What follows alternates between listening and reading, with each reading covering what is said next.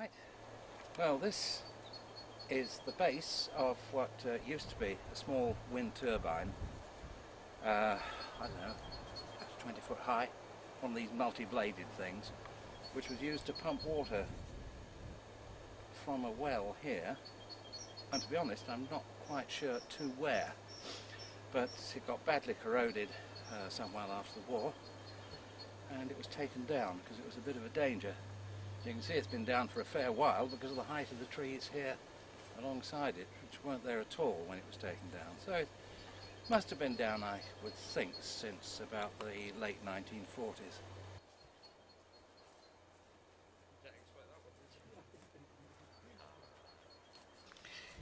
If you go across from here where you are now over to the eastern dunes, there's an old gun emplacement there, and there's another one here. And there used to be a railway track joining the two together, which was used to carry shells and various other bits of ammunition from one to the other. I think the track also came down this way a bit, but I couldn't swear to it. So yes, there's really quite a lot around here, and I'm sure if you head down onto this area as well, you'll see some of the old anti-tank, or remains of it, bits of steel sticking up out of the ground, which used to stand to a height of about 8 or 10 feet. Been pretty useless in all honesty. It's a bit like a poo trap for heffalumps, I think. The man said there probably was something on top of this structure, but I don't think it would have been high because the tree at the back is older than the stone. That's maybe 60 or 70 years old, and this is maybe 50, nearly 60. And if it was a windmill as such, then explain this hole. This goes down, and there's a metal grating that goes over the top that opens from the inside only. So that was a way into it, which I've heard was an underground base. Maybe there was a structure on the top, you know, but they did hide things away from if the Germans come in, and they didn't want to show where the entrance was. They put something on the top of it to make it disguise it, like a folly. This is the machine shop where they used to mend the tanks. We'll get a bit of a better picture of it in a bit, but there used to be a pit, engineer's pit, just where these bushes are, but over time the bushes have grown over and they're filled in, but they are there, I assure you. This here is the actual pit here. Big concrete slabs on each side and then a pit in the middle, so the tanks can run over it and they can mend the underneath of the tanks, which is quite close to the machine shop. Right, this way in, this is the front door of it. It's been blocked in for obvious reasons, people going in, but maybe we'll get a shot with the night cam through the slit. We can try. As you can see, there's the wall dividing each side. One side would have been parts for the tanks, and then the other side machinery to make new parts if need be. As it was in the war, they'd have had to make the parts on site. This is the side of the maintenance shop, or whatever you want to call it, and see the corrugated sides. This was where zinc tin plate was over it, and then, you know, that would stop the elements, and the concrete would stop any added force from the Germans in World War II. It goes quite a way. It's about 25, 30 foot long and round about 10 foot high. This is the view from the window at the side. This is the inside of it. You can see pieces of the old corrugated zinc tin that's inside there. It would have been on the outside and the inside for protection and to stop things rusting. So you can see a bit of that now, and the inside, that's the other side wall. What we took through. That's the door with the wooden slats that's now closed. Yep, here we are on top of it, and great view from all sides. There could have been at one time a gun mounted on the top here, as they've got a clear view straight across, and you can see right down to Skegness from here, which is about 3.5 miles away, and you can see Unstanton very clearly, which is 17.5 miles away over the water. As you can see, this is the top of the machine shop. It's corroded a bit now. It's starting to break apart. You can see on the inside, but from here there probably have been gun mountings on the top, and if we pan around, you can see why.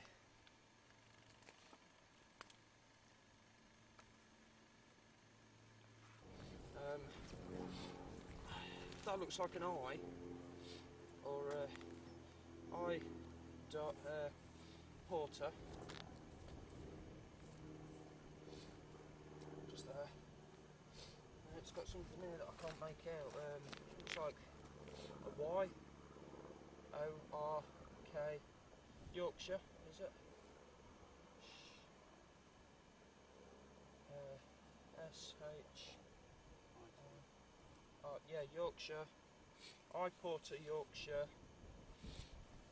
Yeah, that's about it. It's got something here. First. No, East Yorkshire. I Porter, East Yorkshire, it says. I don't know whether that's vandals or from the war. As we see, a pillbox here. Nice little bullet hole in the wall. And as we'll see a bit later, straight through the window, dead accurate, there's a bullet. As you can see, nice pillbox here. It's around about 15 foot from end to end. Nice bullet hole in the wall here, and through the window there's dead accurate another bullet hole. These are where the guns would have come out of. When we look inside, you'll see the slots for the guns to go in. There's 1, 2 and a third window there. They cover all the angles for over the dunes, so if anyone comes over the dunes they can see, boom, perfect view there of all the surrounding areas. 60 years ago there wouldn't have been so many dunes, so you'd have been able to see out to the sea, and you'd have had a clear view of what's coming in or who's coming in. As we come round to the side, there's the small entrance. It's an angled entrance, so if anyone was to come in and try and raid it, there'd be maybe a fourth gunner waiting at the entrance, and as it curves round, they'll see anyone that's coming round into it. As you see, it's a small entrance, so you'd have had to crawl through the entrance to get in there. This is so it makes it more difficult to get into the place. Now it's just covered the hole, but we'll try and push our way through. Right, this is the angled entrance. As you'll see, there's a little window where someone sits, and if anyone was to come through, then they'd shoot them through there. So as we come through,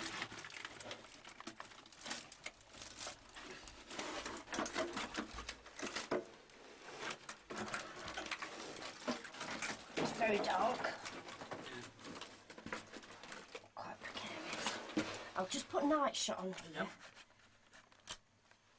That's it. Right in this little tunnel now. That's a window row, and that was to so somebody would sort of stand there. Yeah, they'd stand behind, which Stephen might model. Steve? They'd stand behind with a gun and take anyone out who's coming through here. And it's just like a circle, this wall, that goes round and then into the main chamber.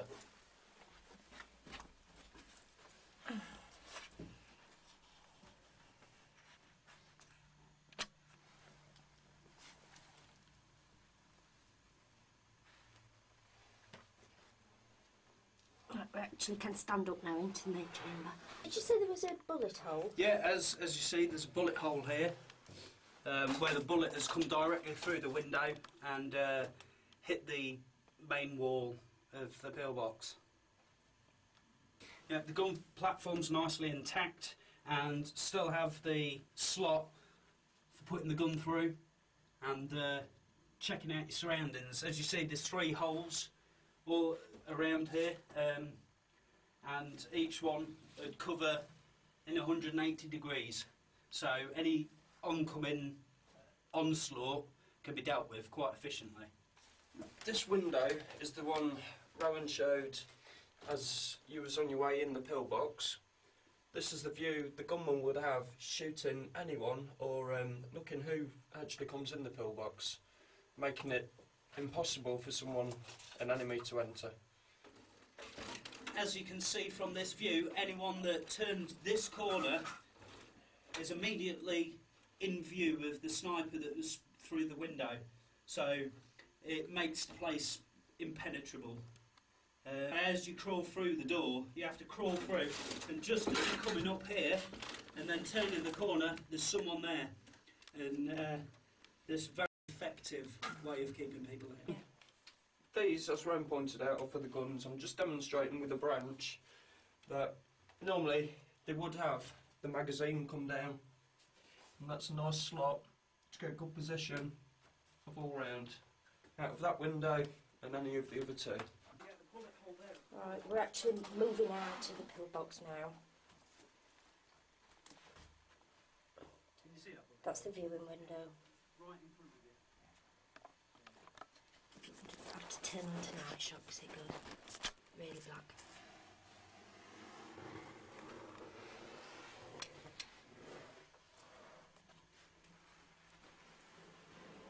I'm turning the corner. See, you need to be pretty tall, pretty small to work in here. Or should, you know, there's a nest though. Yeah.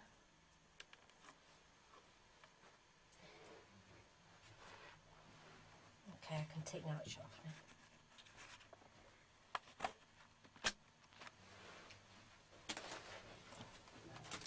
That's the sloping roof of the door. I've got to just try and crawl out there.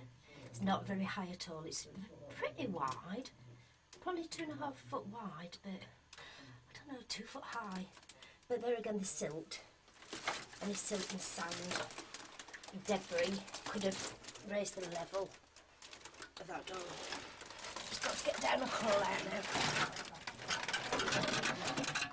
Right, over there, just to where them dunes are, me and Stephen found a phosphorus canister from the US Marines, which is used for launching missiles. It's the propulsion unit, which was found just over where them dunes are, as the little creek goes round.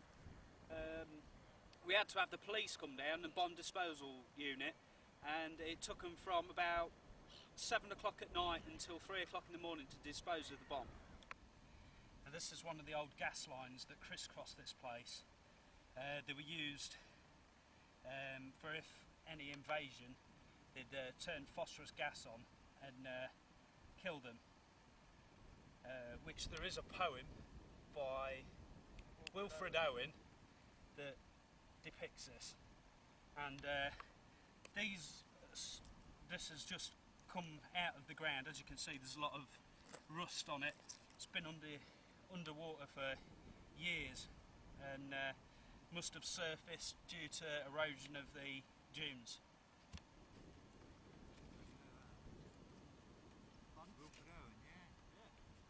This is another piece of gas line, most probably lead. They'd have used cold drawn steel for gas lines, as it doesn't have a seam down it, and if the seam was to break, you get a release of gas, a leak. So it was always cold drawn, all the metal was. So that's probably a lead piping, same as what we saw, just a little bit smaller. This is what we would call number 2 pillbox. Now, this one could have been a gun turret, as with the top, they normally have smooth tops, but this is a rough surface top, so maybe a structure was on this and being took off has left the roughness on the top. Maybe a gun turret, as the sides and windows are different from normal pillboxes. Now this isn't a civilian pillbox as such, or a manned one, as the slats are too big. There is little holes in the windows which suggest wood slats went on the bottom as well as the top. Why? I don't know. The step bits. Now, this may be to be angled to deflect bullets away, because if they're hitting a solid surface, they're every chance of penetrating. If this was a gun turret, then this would have more firepower given to it. So the angled sides might be to deflect the bullets and angle them. This window seems to have been smaller, but it's been knocked away from here and here, so that would give the same size as the other windows. The three sides are exactly the same, with the same formation of the rocks at the front of the concrete, and the doors at the back, which is completely different from any other pillboxes. The doors are at the side. I mean, it's a straight entrance going in, so you know, it's not as though it's covered, but the top's very suspicious. As you can see, the top's just been placed on. It's not made into it, as the other pillboxes. They're all solid concrete, where this top's just been fitted on, as you can see, with the crack all the way around. Now this is the entrance to this pillbox, with quite a lot of growth inside, so we can't get in. But it's very flat and very easy access, so that supports the theory of a gun turret on the top, so people can bring out the ammunition straight to the gun turret. As you can see, there's a hole in the top, maybe vandalism, but it also could be the gun placement to even the gun up. And what else is strange is if I look this way, there's metal coming out, which also means that something's been attached to this top. So maybe a gun turret. There's another piece of iron hanging out on this side, so each corner, and if we pan around to the other side, there's one on the front, so something was fixed to this three-pronged, so that also supports the evidence of a turret on top. This here is probably the tiniest pillbox on the beach. This looks like it's been penetrated from the inside and blown outwards, and these are, as you can see, long thin slits. You can just get a gun in there, but you can't really see much. This is probably only built for two people to be back to back. There's four slits, so each side has got a slit, but it's only about 6 foot by 6 foot. It's not a very big one at all.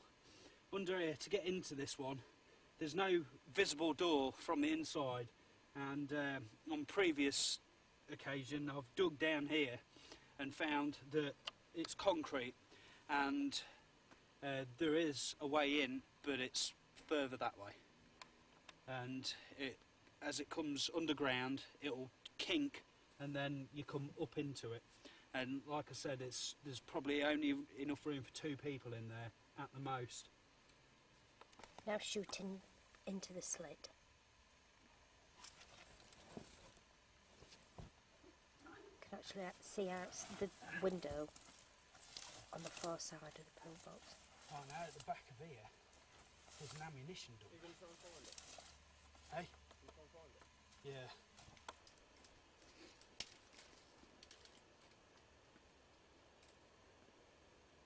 Tunnel actually goes underground, under that ground But it's rather difficult to get a long shot of this pillbox. It's so concealed. That is the window at the front of the pillbox. That one's facing east, out to sea. Shooting round the corner, and you can just espy the side window there, the pillbox. This is a view from the east window of the pillbox,